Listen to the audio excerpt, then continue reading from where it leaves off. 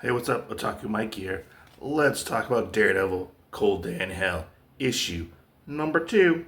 So our story picks up after the events of the first issue. Daredevil has acquired his powers again, and he has donned the red outfit again. And he is on the trail of these kidnappers who kidnapped this girl who Captain America was trying to save, and this explosion happened that actually gave Daredevil back his power. We actually come to find out that Daredevil is actually slowly losing his powers over time, and he possibly only has a couple more days till his powers run out. So he's going to make the best of it. So he goes to see his old friend, Foggy Nelson. And so Foggy is shocked to see Matt back again as Daredevil. He's like, "What's going on, man? I haven't seen you in years. You stopped practicing law. What exactly is going on?" He kind of gives him the lowdown of what's been going on. And he's like, "Look, I need you to look into this thing called the New Warriors Project. Something is going on here with this girl who was involved in this explosion. I need to know why people are after her and what exactly is going on." So Matt goes off to try to find this girl who has special powers. And alas, he is not able to find her in time. And he actually uses his senses to track to where the people are who took her. He ends up finding the people who took her, but they actually gave the girl to who we find out the leader of the bad guys is Bullseye. Which I didn't know Bullseye was the bad guy in the first issue. I must have missed that. But while fighting the henchmen, the numbers games get too much for our good boy Matt. And he actually almost dies. But luckily, Elektra is there to save the day and murks all of these people except for one. But Matt is kind of in shock and in a little disbelief that Elektra is standing right in front of him and she hasn't aged a day. But Matt has aged a lot of days. And he's like, "What's going on? Like, what are you doing?" And she gives him a little bit of information of like, "Look, this is what's going on. This group is called the Triple Ring, and they're looking for this girl with special powers."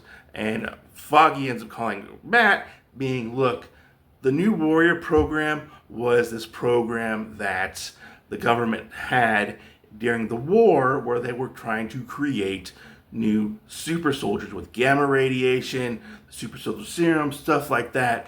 And a lot of it was left behind after the war ended. And that's what Bullseye is going after, is all that chemical waste, or the chemicals and radioactive stuff that the government basically just left behind."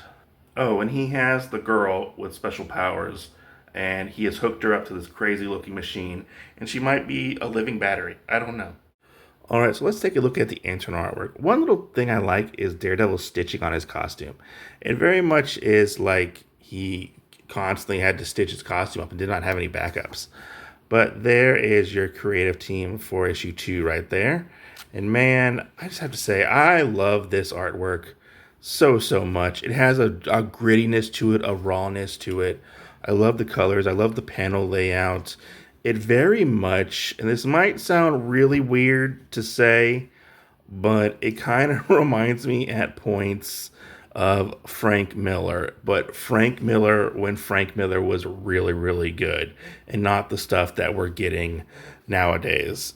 Some parts it very much reminds me of like his like Sin City run almost, and just it's just so awesome. I love the way they make Daredevil move and stuff, and it's just very moody and very dramatic and for the action and stuff. And just a lot of like, I love how the story just flows into each panel and stuff, and how they use like the different reflections to like show Daredevil's movement and stuff. Just really good, especially when we get to like the action.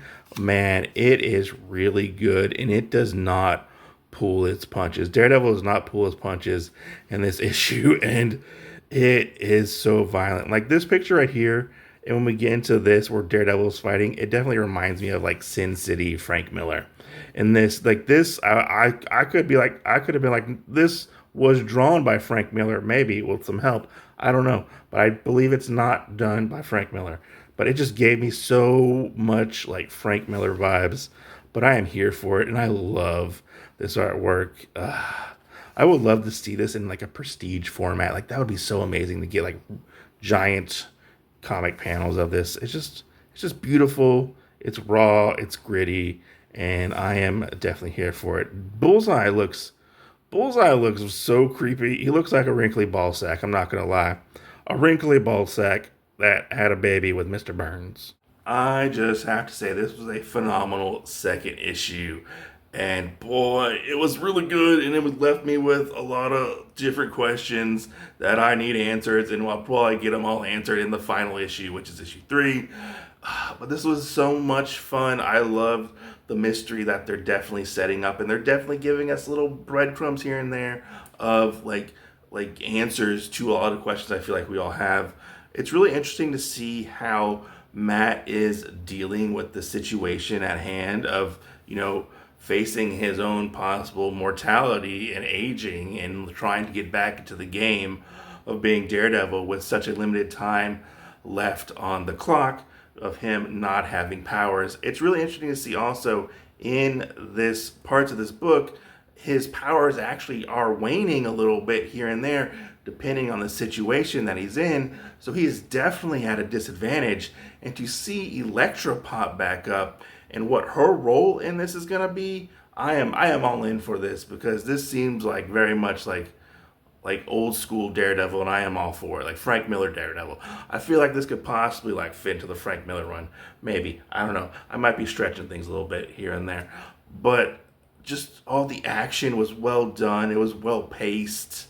It was just a strong issue, and I feel like this is going to lead into a very strong ending moving forward in this comic. I want to know exactly what Bullseye's role in this is all going to be. I gotta be honest, I might have forgot Bullseye was in the first, that was Bullseye in the first issue, because I don't know if they named the bad guy in the first issue. I think he just kind of showed up, and they give you hints that he actually is Bullseye in this issue, or maybe I'm just kind of stupid and I didn't really pick up on that. I'm also really interested to see how possibly Frank Castle will play into this, because Frank actually does show up in a couple of flashbacks at the beginning of this, and he is actually chained to Bullseye's wall, and he has no arms and legs.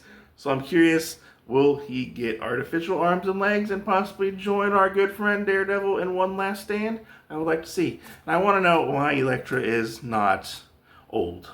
I feel like something's going on there, and it might have to do with the New Warriors project maybe, and what is her motivations. I really want to know what that is moving forward, because I feel like her motivations are different than Daredevil's in a sense, because she seemed like she just wanted to kill everybody and not really help anything other than possibly make Matt young again. I really don't know.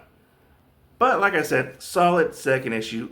Definitely looking forward to issue 3 moving forward. And I would love to hear your thoughts down below. Comment. If you're new, like, subscribe. If you're old, subscribe. Not subscribe, but comment and like. And I'd love to hear your thoughts about Daredevil, Cold Day in Hell, issue number 2. I'm Otaku Mike. I'll catch you guys on the next video.